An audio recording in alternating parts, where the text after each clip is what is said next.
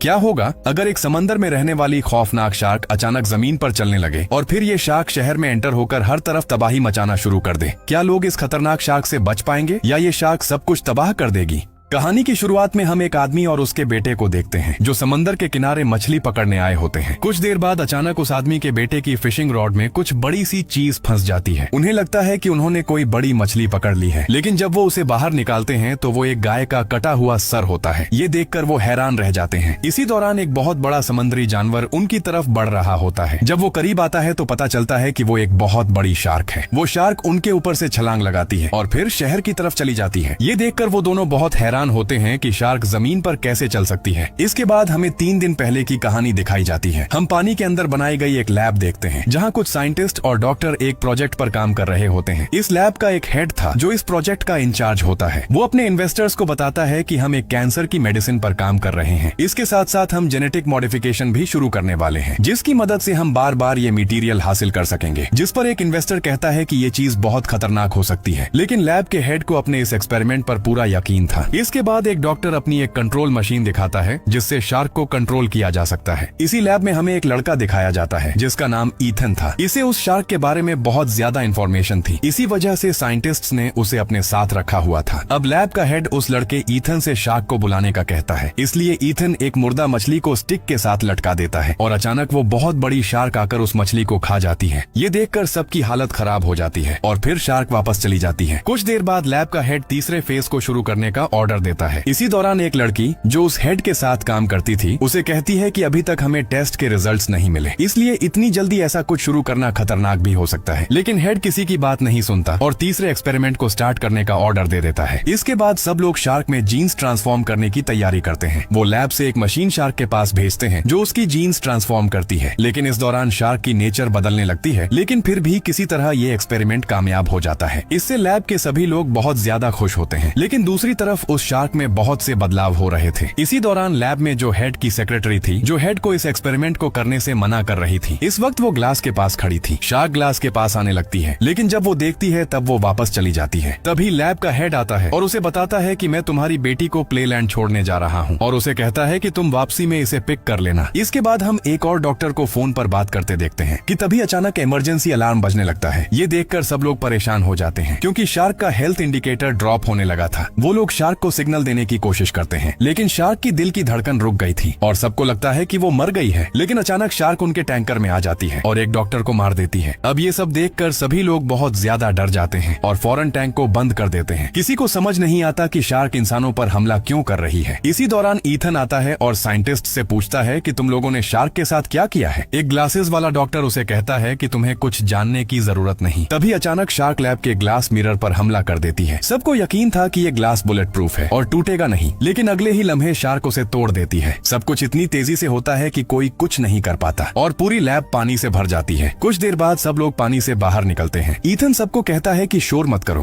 क्योंकि शार्क आवाज की तरफ अट्रैक्ट हो रही थी। इसी दौरान एक लड़की गलती से पानी में गिर जाती है और शार्क उसे मारकर खा जाती है। तभी वहाँ एक और डॉक्टर आवाज लगाता है तो शार्क उसकी तरफ बढ़ने लगती है, मगर तभी ईथन ट्रैंक्विलाइजर लेने जाता है, लेकिन जहाँ वो ट्रैंक्विलाइजर रखे हुए थे वो लॉक था। अब वो उसका शीशा तोड़ देता है जिससे शोर होता है और शार्क उसकी तरफ आने लगती है, लेकिन वो किसी तरह उससे बच निकलता है और वहाँ मौजूद एक लड़का जिसका नाम मोंटी था उसकी मदद करता है। जिसके बाद ईथन ट्रैंक्विलाइजर से शार्क को मारने की कोशिश करता है, लेकिन उसका निशाना चूक जाता है। अब शार्क मोंटी पर हमला करने वाली थी, लेकिन ईथन किसी तरह शार्क को ट्रैंक्विलाइजर लगाकर उसे बेहोश कर देता है। फिर वो सबको अपना प्लान बताता है। वो कहता है कि हमें यहाँ से जल्द निकलना होगा, लेकिन सभी लोग बहुत ज्यादा डर रहे थे क्योंकि उन्हें पानी से गुजरकर दरवाजे तक जाना पड़ेगा और पानी में अभी भी शार्क मौजूद थी जो कि कभी भी होश में आ सकती थी। मगर इन लोगों के पास कोई दूसरा ऑप्शन नहीं था, इसलिए वो सब हिम्मत करके पानी में उतरते हैं ताकि दरवाजे तक पहुंच सकें। इसी दौरान एक लड़की के हाथ से खून निकलने लगता है जिसकी स्मेल से शार्क जाग जाती है और हमला कर देती है और उस लड़की को मार देती है। यहाँ सबकी हालत काफी खराब हो जाती है। वो ग्लासेस वाला डॉक्टर खुद को बचाने के लिए एक दूसरे लड़के को शार्क के सामने धकेल देता है। जब वो सब दरवाजे तक पहुँचते हैं तो वो दरवाजा पानी की वजह से बिल्कुल लॉक हो चुका था, जिस वजह से वो खुल नहीं रहा था। तभी उनकी नजर लैब की वेंटिलेशन पर पड़ती है। वो सब वेंटिलेशन के जरिए बाहर निकलने का फैसला करते हैं और आखिरकार सब उस रास्ते से बाहर आ जाते हैं। बाहर आकर वो सब सुकून का सांस लेते हैं क्योंकि उन्हें लग रहा था कि खतरा अब टल चुका है। लेकिन तभी वो लोग जमीन में दरारें देखते हैं, जिसे देखकर वो सब काफी घबरा जाते हैं। तभी यहाँ पर सेक्रेटरी को अपनी बेटी याद आती है, जिसे लैब का हेड प्लेग्राउंड में लेकर गया था। इधर उसकी बेटी झूले पर होती है कि तभी उसे पीछे कुछ मूवमेंट महसूस होती है। अचानक शार्क उड़ते हुए जमीन पर आ जाती है। उस शार्क को देखकर वो बच्ची बहुत डर जाती है। वो पाइप में छुपने की कोशिश करती है, लेकिन शार्क पाइप तोड़ देती है और उसे खाने के लिए उसका पीछा करने लगती है। तभी वहाँ पर ईथन आकर उसे बचा लेता है और सेक्रेटरी के साथ भागने लगता है। जब ईथन अपने साथियों के पास पहुँचता है तो उन्हें फौरन भागने को कहता है। पहले तो वो कुछ समझ नहीं पाते, लेकिन जब वो शार्क को जमीन पर भागता हुआ देखते हैं तो सब हैरान हो जाते हैं और फौरन भागना शुरू कर देते हैं। इसी दौरान एक शख्स गिर जाता है और शार्क उसे पकड़ लेती है। उसका दोस्त उसे बचाने की कोशिश करता है, लेकिन शार्क उसे भी साथ ले जाती है। इसके बाद ईथन सबको छुपा देता है और खुद शार्क के सामने भागने लगता है। शार्क उस पर हमला करने ही वाली होती है कि वो किसी चीज को पकड़कर लटक जाता है और शार्क हमला करते हुए पानी में गिर जाती है, जिसके बाद सेक्रेटरी और मोंटी उसे बाहर निकालते हैं और वहाँ से भाग जाते हैं। अब जब वो कुछ देर आराम करने के लिए एक जगह रुकते हैं तो ईथन पूछता है कि तुम लोगों ने शार्क के साथ क्या किया है। इस पर सेक्रेटरी बताती है कि क्रैब की जीन्स को ट्रांसफॉर्म किया था, जिसके वजह से जीन्स म्यूटेशन हुआ और अब शार्क जमीन पर भी चल सकती है। इसी दौरान ग्लासेस वाला डॉक्टर देखता है कि एक आदमी के जिस्म से खून बह रहा था, तो वो सबको कहता है कि इसके खून की वजह से शार्क हमारा पीछा कर रही है, इसलिए हमें इसे यहीं छोड़ देना चाहिए, वरना हमारी जान खतरे में पड़ जाएगी। लेकिन कोई भी इस बात के लिए तैयार नहीं होता। इतने में शार्क आ जाती है और जख्मी आदमी को मारकर खा जाती है। सब लोग अपनी जान बचाने के लिए भागने लगते हैं और शार्क उनका पीछा करने लगती है। भागते भागते ग्लासेस वाला डॉक्टर गिर जाता है। वो बच्ची उसकी हेल्प करने जाती है, मगर वो ग्लासेस वाला डॉक्टर अपनी जान बचाने के लिए उसे शार्क के आगे धकेल देता है। लेकिन वो ग्लासेस वाला डॉक्टर बुरी तरह जख्मी था और उसके खून की वजह से शार्क उस बच्ची को तो कुछ नहीं कहती और उस डॉक्टर पर अटैक कर देती है और उसे खा जाती है। इसके बाद शार्क दोबारा उस बच्ची की तरफ बढ़ने लगती है, जिससे सब लोग बहुत डर जाते हैं। इसी दौरान लैब का हेड अपने आदमियों के साथ वहाँ पहुँच जाता है और वो सब अपनी गन्स से शार्क पर फायरिंग करने लगते हैं। वो शार्क वहाँ से भागने लगती है। ये लोग उसे ट्रैप करने की कोशिश भी करते हैं, लेकिन ऐसा करना नामुमकिन था। इसी दौरान ईथन शार्क पर ग्रेनेड फायर करता है, लेकिन दूसरी बार फायर करने से पहले लैब का हेड उसे रोक देता है, क्योंकि वो उस शार्क को हर कीमत पर जिंदा पकड़ना चाहता था। वो ईथन से मदद मांगता है, लेकिन ईथन साफ इनकार कर देता है। इसी बात पर लैब का हेड उनके ग्रुप की एक लड़की को गोली मार देता है और अपनी सेक्रेटरी पर भी गन तान लेता है। ये देखकर ईथन मजबूर हो जाता है और आखिरकार मान जाता है। इसके बाद वो सभी लोग एक बोट में बैठकर समंदर में शार्क को तलाश करने निकल जाते हैं। जब वो लोग समंदर में जाते हैं तो देखते हैं कि शार्क ने बहुत से लोगों को मार दिया है। यहाँ सेक्रेटरी शार्क को ट्रेस करने की कोशिश करती है और उसे पता चलता है कि शार्क बहुत जल्द सिटी की तरफ पहुँचने वाली है। फिर हमें मूवी के स्टार्ट वाला सीन दिखाया जाता है, जहाँ शार्क शहर में पहुँच जाती है। शहर में एंटर होते ही वो हर तरफ तबाही मचा देती है और लोग अपनी जान बचाने के लिए भागने लगते हैं। इसी दौरान शार्क एक छोटी बच्ची के सामने आती है और उसे खाने ही वाली होती है कि तभी सेक्रेटरी सिग्नल वेव्स ऑन कर देती है, जिससे शार्क उस बच्ची को छोड़कर सिग्नल्स की तरफ अट्रैक्ट होने लगती है और उनका पीछा करने लगती है। इस तरफ मोंटी बोट में एक मुर्दा मछली पर कुछ सॉस लगाकर उसे कांटे के साथ समंदर में फेंक देता है। तभी सेक्रेटरी न्यूज में शहर की वीडियो देखती है और मोंटी को कांटा निकालने का कहती है, क्योंकि वो शार्क अब बहुत ज्यादा बड़ी हो चुकी थी। लेकिन अब शार्क वहाँ आ जाती है और कांटा उसके मुंह में फंस जाता है। शार्क बोट को खींचना शुरू कर देती है। इसी दौरान सेक्रेटरी बेहोश हो जाती है और बाकी लोग पानी में गिर जाते हैं। अब शार्क बोट को लेकर जमीन पर आ जाती है और ईथन भी गिर जाता है। शार्क बोट समेत एक केव में एंटर हो जाती है, जिसमें सेक्रेटरी भी थी। जब सेक्रेटरी को होश आता है तो वो खुद को केव में पाती है। तब वो अपना कंट्रोल डिवाइस निकालती है, लेकिन उसे शार्क का कोई सिग्नल नहीं मिलता, इसलिए वो शार्क को सिग्नल भेजती है। लेकिन तभी उसे पता चलता है कि शार्क तो उसके पीछे है। तभी लैब के हेड के आदमी वहाँ पहुँच जाते हैं और शार्क पर फायरिंग शुरू कर देते हैं। वो लोग शार्क को हाई इलेक्ट्रिक शॉक देते हैं, जिससे वो बेहोश हो जाती है। तब लैब का हेड शार्क के पास आता है और उसे छूकर हंसने लगता है। तभी ईथन वहाँ पहुँच जाता है और सेक्रेटरी को ले जाने लगता है, लेकिन लैब का हेड उन्हें रोक लेता है और बताता है कि मेरा असल मकसद एक बायो वेपन बनाना था और मैं नहीं चाहता कि किसी को इसके बारे में पता चले। वो दोनों को मारने ही वाला होता है कि अचानक शार्क होश में आ जाती है। सब लोग घबरा जाते हैं और इसी दौरान शार्क लैब के हेड को खा जाती है। ये देखकर सब लोग भागने लगते हैं, लेकिन उनमें से बहुत से लोग शार्क के हाथों मारे जाते हैं। इसी अफरा तफरी में स्मॉग वाले ग्रेनेड गिर जाते हैं, जिससे वहाँ धुआं फैल जाता है और किसी को कुछ नजर नहीं आता। इस मौके का फायदा उठाकर शार्क सबको एक एक करके मारना शुरू कर देती है। आखिर में सिर्फ एक आदमी बचता है जो अपनी 2 गन से फायरिंग कर रहा था, लेकिन शार्क उसके पीछे आकर उसे भी खा जाती है। दूसरी तरफ ईथन उस शार्क को मारने का फैसला करता है और सेक्रेटरी का कंट्रोल डिवाइस लेकर भाग जाता है। शार्क उसका पीछा करने लगती है, लेकिन ईथन नीचे गिर जाता है और उसका कंट्रोल डिवाइस भी नीचे गिर जाता है। शार्क ईथन को खाने ही वाली होती है कि तभी सेक्रेटरी अपने डिवाइस से सिग्नल ऑन करके शार्क को अपनी तरफ अट्रैक्ट करती है। अब शार्क सेक्रेटरी को खाने ही वाली होती है और ये देखकर ईथन घबरा जाता है। तभी मोंटी आ जाता है और एक मछली हवा में उछालता है। जैसे ही शार्क उसे खाने के लिए मुंह खोलती है तो ईथन फौरन ग्रेनेड उसके मुंह में फायर कर देता है और जोरदार धमाके से शार्क मारी जाती है। सेक्रेटरी और मोंटी को ईथन कहीं नजर नहीं आता तो वो समझते हैं कि वो मर गया है और वो रोने लगते हैं। वो बहुत उदास हो जाते हैं, लेकिन अचानक ईथन उनके पीछे आ खड़ा होता है। उसे देखकर दोनों खुश हो जाते हैं और सेक्रेटरी ईथन को गले लगा लेती है। लास्ट सीन में हमें बेबी शार्क दिखाई जाती है जिसे उस शार्क ने बर्थ दिया था, जिसके साथ ही ये मूवी यहीं एंड हो जाती है।